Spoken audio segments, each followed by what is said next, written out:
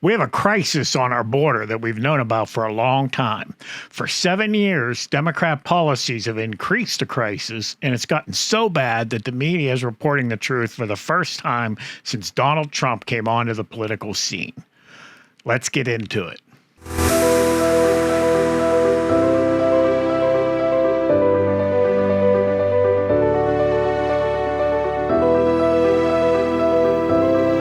You don't want answers.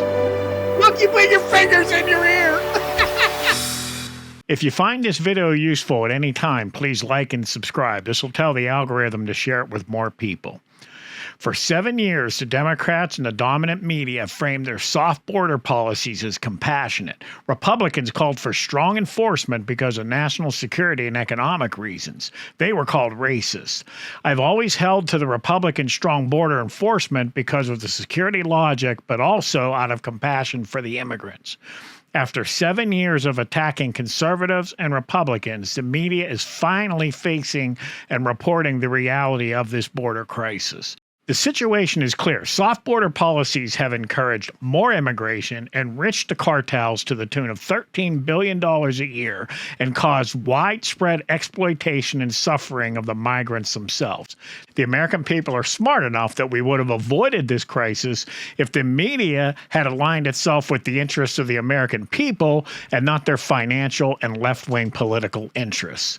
So what are they saying now? This is a clip from CNN's Jake Tapper speaking with Ayanna Pressley, one of the original 4 founders of the Squad. She's a far-left progressive Democrat socialist. Because our border is so porous, millions of people make this very unsafe journey. Millions of people give money to people who prey on them, coyotes, and take them on these journeys to cross into the United States, preying on them, vulnerable people.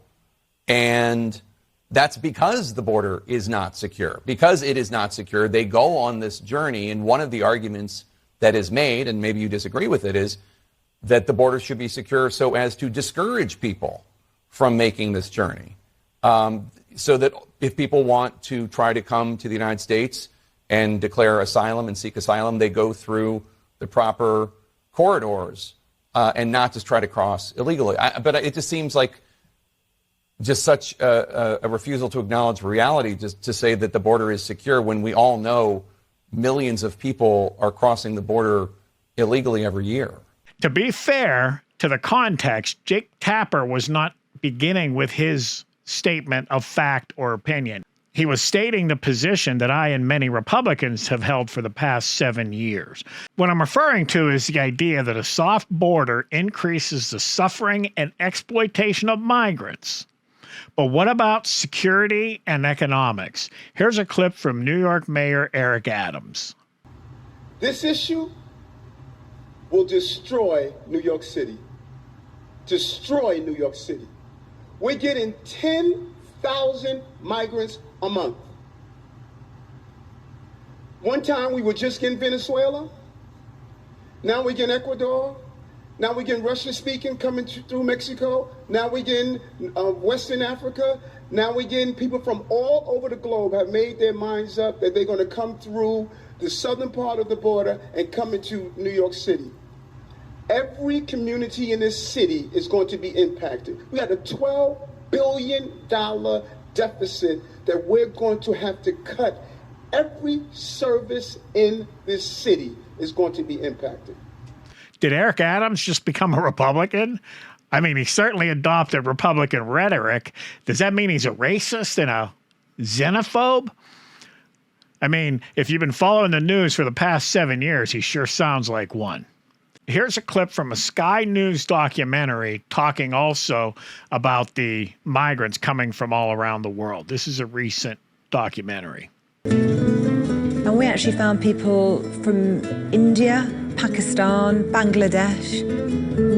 Certainly nothing we expected to see. In Mexico. In case you think this is new information, let's look at a 2010 clip from the National Geographic program Border Wars. Brazil? ¿Quién más de Brasil? ¿Todos? Sri Lanka. The greater the distance from their place of origin to the U.S., the more they pay the smugglers. He's saying that he paid $80,000 to get smuggled here into the U.S. Señor, ¿cuánto pagó? 10,000? He said Brazilians pay 10,000.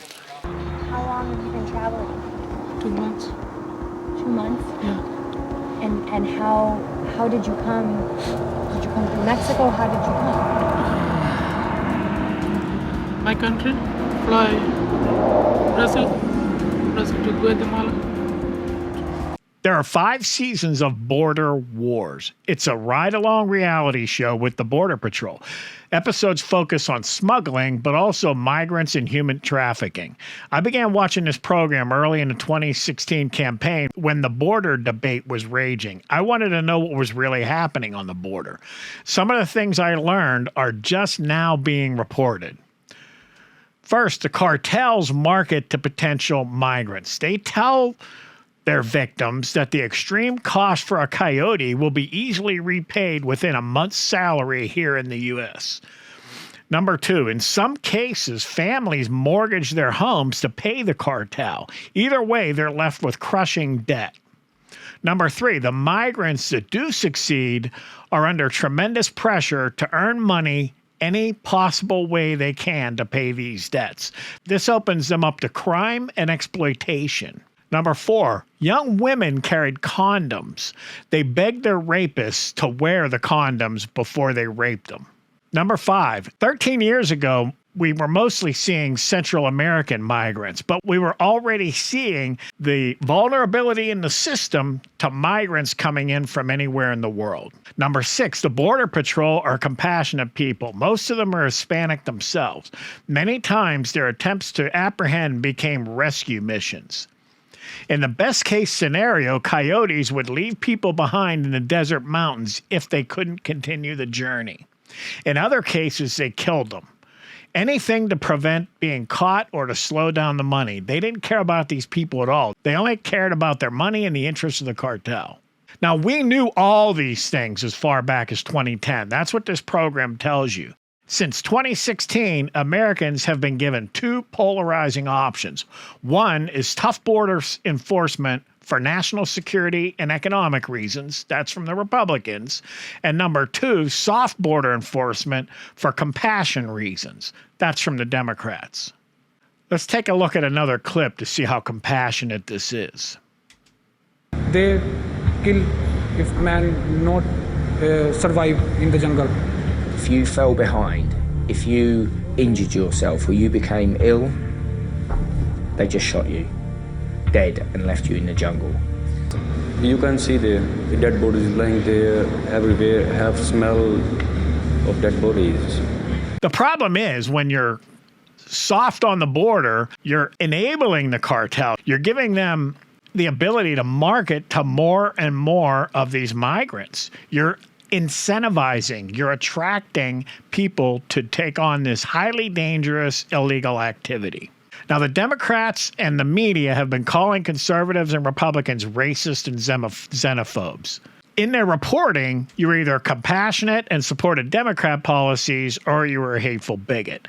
They told us that Republicans sending migrants to northern cities was a political stunt. Then we found out that the migrants were being sent to the city of their request. So whichever city they asked the migrants, where do you want to go? And New York City. So they put them on a bus or a plane and they sent them to New York City. So just like a migrant, if a migrant has the right to come into the United States at will, just because they want to, just because they need work or they're unsafe, then they certainly have the right to go to any city once in the United States. Here in America, we have freedom of movement within the country. Now, here's another clip from ABC. This is from the same week, September 25th. In an exclusive interview, Border Patrol Chief Jason Owens says he believes the thousands of migrants that arrived in Eagle Pass, Texas last week was by design. Organized crime draws law enforcement focus there, making it easier to smuggle somewhere else. In terms of flow and the threats that we're seeing with fentanyl and with the criminal organizations that are our adversary, it's about as bad as I've ever seen it. How sustainable is this, your ability to respond to this amount of people at the border? This isn't sustainable. This is up and down the system, everybody is overwhelmed. And Chief Owens says that the more his agents have to focus on processing migrants, the less they can focus on what they should be doing, which is preventing things like drugs and bad actors from entering the country. Even ABC is reporting the cartel exploitation of our border and of the migrants. Here's a little video montage. It includes footage from a Sky News documentary called Rape, Abduction, and the American Dream. Look for the link to that in your description. It's a good documentary. Mothers are so concerned about the safety of their children. This is not just by cartel members, but this is also by government officials that are so concerned that they're tying their children to themselves. Why? And what's the reason for that? They are at risk of being sexually violated, of their kids being taken from them. They're tying, at times using like a cable wire that's running along the ground to tie their children around themselves by the waist, to close tied a tent for those who are sleeping in tents. And this is a significant fear that people have because it is a real risk, given the people that I've spoken with who have survived violence. There was these two young girls. One of them was 16 and one of them was 14. They knew they were on a dangerous trip. I just don't think they realised how dangerous that trip could be. The truth is, for many girls, they can be raped and can be forced into sex slavery. And that was just heartbreaking. It really was. It was their naivety, I think. That was what was so worrying and upsetting, really. A todas horas del día, estás en mi pensamiento y me enloqueces. If you've crossed over from Guatemala, you're going to go to Tapachula. If you have vulnerable people on the move, then you're almost guaranteed that they'll be preyed upon by crime gangs, and with crime gangs, it's usually the sex industry. You could see prostitutes on the street, and some of these girls were young. I mean, they were really young. That made the team feel concerned for the welfare of the young girls who we'd just met. This girl we met, she's now a professional prostitute. That's what she does, but she didn't start life like that. This girl had crossed the Guatemalan border with a coyote. She was effectively sold and was never allowed out and worked as a prostitute to pay the debt for 5 months. Her debt was $100. It was quite staggering. Los agarraron entre todos, los violaron, se puede decir, porque pues no era por nuestro gusto. I think that perhaps that's the saddest bit, that guilt, that she felt she was responsible for what happened to her. So when you combine everything that's going on and you remember the history and how the media report things, it's pretty clear that Republicans have been right all along. Now, they may not have been exactly right on every issue, but as far as the choice between a soft border and a tough border, they're definitely directionally accurate in that case. The words that they use in this clip, the rhetoric that they use to communicate this problem is what I'd been expecting and calling for the past 7 years. Only now am I seeing it from Republicans. Now, it's possible they've been saying it in different pockets, and I don't know how far this video has propagated. Every American should watch this clip of Ted Cruz and Katie Brick. This is from Capitol Hill, the week of September 25th, 2023. Because just about every single illegal immigrant who crosses the border wears one of those wristbands. They're color-coded for how many thousands of dollars they owe the cartels. And if you stand on the banks of the Rio Grande River, you see hundreds or thousands of these wristbands. They're just like this. These are the wristbands picked up from the banks of the Rio Grande River. And the little boys, the teenagers who come in who owe thousands of dollars to the cartels, they're sent to every city in America. And they're working for the cartels to pay off those thousands of dollars. They're committing crimes in Washington, D.C., and New York, in every city in America. And if they don't pay off the cartels, their families will be murdered. And as bad as the boys have it, the girls have it even worse. There are literally thousands upon thousands of girls trapped in sex slavery to pay off their debts to the cartels. When I look at these are modern day leg irons. This is human slavery. And it is caused by the Democrats not giving a damn about the people being abused. And so I want to make a plea to the press. The reason the Democrats can do this, can look the other way, is because they're confident that the corporate media will not report on it, that they'll never have to answer questions about it. They'll never be confronted with the dead bodies, with the people being brutalized by these policies. So I want to make a plea to you. If you're not writing on it, if you're not running stories on it, if you're not telling what's happening, you are complicit in modern day slavery. This is indefensible. It's evil. One of the things that you touched on at the very beginning is that Democrats say we have no solutions. I guarantee you, if you take a look at this group up here, we have put forth solution after solution after solution. I mean, you look at H.R. 2 and what you're trying to move here in the Senate. You look at the work you've done. Guys, I would have never seen the border firsthand if this woman didn't know that I needed to see it immediately upon entering the United States Senate. I followed up with a trip with John Cornyn because they care. These people down there, Senator Blackburn would talk to them. She knew them.